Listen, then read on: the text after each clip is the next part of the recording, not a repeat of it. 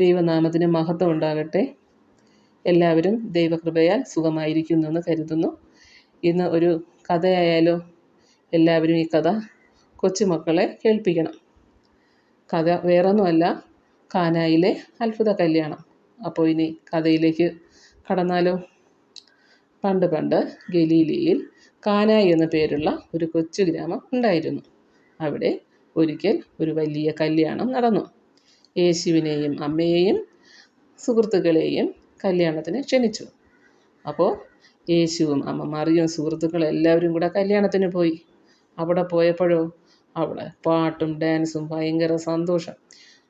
പക്ഷേ പെട്ടെന്ന് അവിടെ ഒരു പ്രശ്നമുണ്ടായി.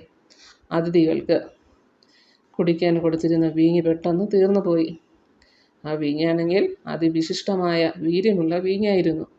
അങ്ങനെ വീട്ടുകാർ ഭയങ്കര സങ്കടത്തിലായി. കല്യാണത്തിന് വന്നവർക്ക് കുടിക്കാനൊന്നും കൊടുക്കാൻ പറ്റിയില്ല. അത് വലിയ നാണക്കേടല്ലേ? അവർ പരസ്പരം ഇതിനെക്കുറിച്ച് സംസാരിച്ച് വിഷമിച്ച് നടക്കുന്നത് നമ്മുടെ മാതാവിൻ്റെ ശ്രദ്ധയിൽപ്പെട്ടു.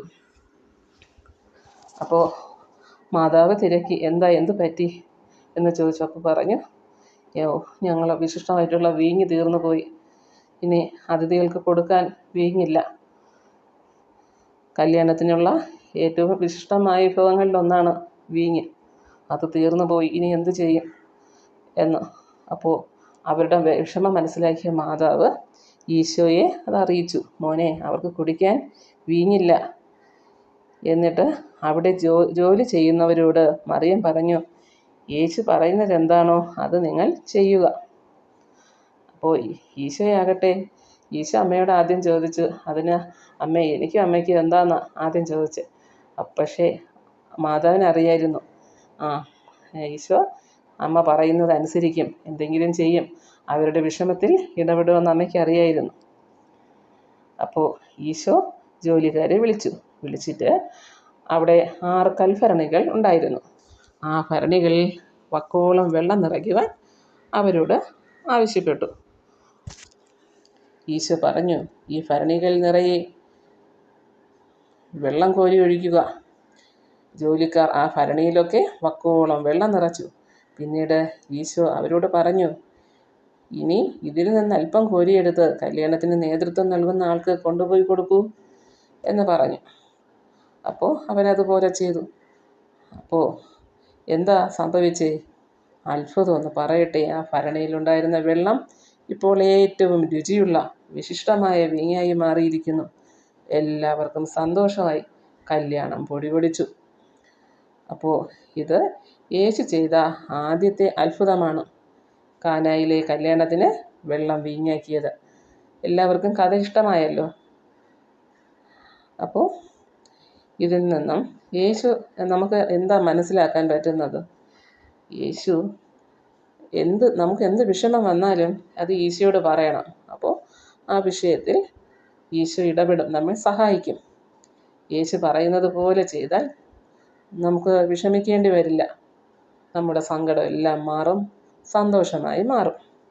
അപ്പോൾ എല്ലാവർക്കും ഇഷ്ടമായല്ലോ ഈ കഥ. കാനായിലെ കല്യാണ നാളിൽ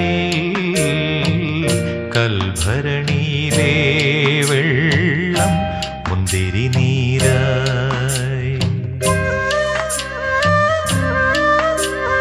കാനായിലെ കല്യാണ നാളിൽ കൽഭരണിയിലെ വെള്ളം മുന്തിരി നീരായി. വിസ്മയത്തിൽ മുഴുകി ലോകരന്ന്, വിസ്മൃതിയിൽ തുടരും ലോകമെന്ന് മഹിമ കാട്ടി യേശുനാഥൻ. കാനായിലെ കല്യാണ നാളിൽ കൽഭരണിയിലെ വെള്ളം മുന്തിരി നീരായി.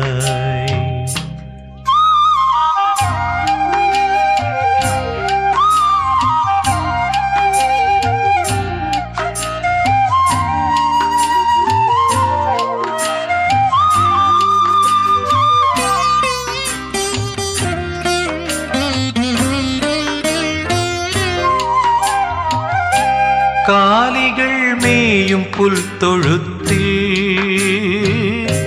മർത്യനായി ജന്മമേകീശൻ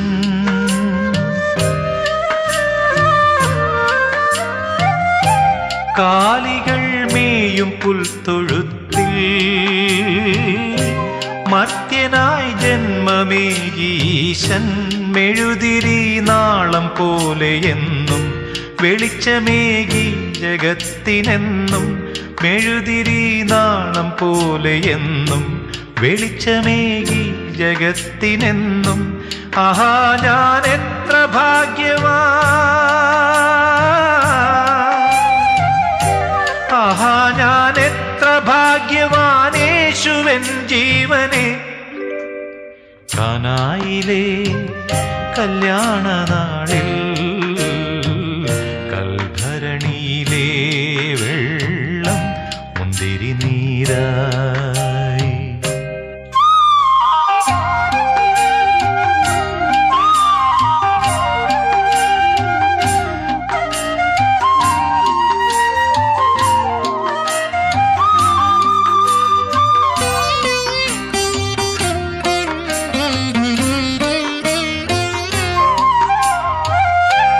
ഊമയെ സൗഖ്യമാക്കിയിടയൻ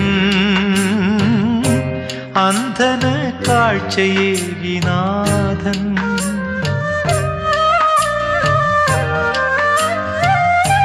ഊമയെ സൗഖ്യമാക്കിയിടയൻ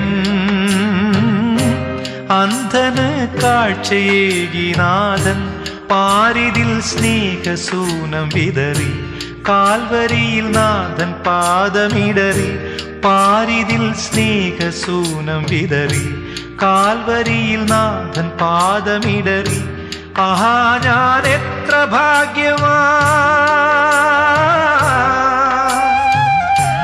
ആഹാ ഞാൻ എത്ര ഭാഗ്യവാൻ യേശു എൻ ജീവനെ കാനായിലെ കല്യാണ നാളിൽ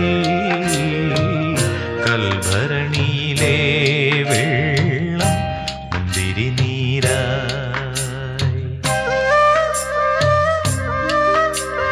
കാനായിലെ കല്യാണ നാളിൽ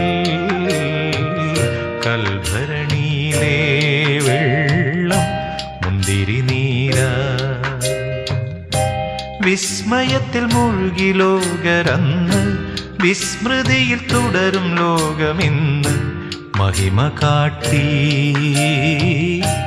യേശുനാഥൻ കാനായിലെ